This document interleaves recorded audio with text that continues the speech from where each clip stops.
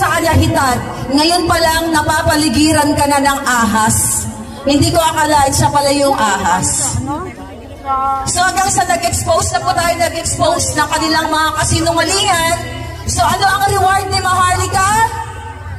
Kaso! 4 cases na final sa Los Angeles, California, civil cases.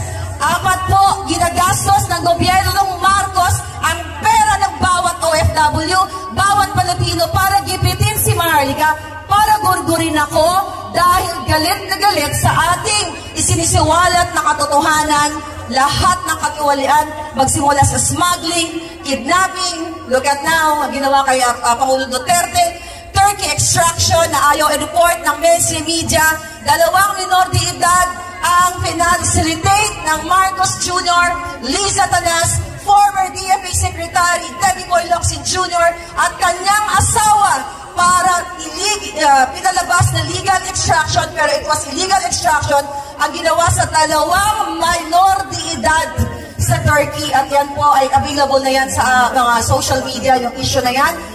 For 2 years na, and finally yung biktima, mother, distressed mother ay lumabas na. Kaya po sabi ko sa aking mga vlog, hanggang sa huling patak ng dugo ko, lalabanan natin ang mga sindikato. Yes! Andiyan na yata ang ating Vice President. Yes! Mga palangga!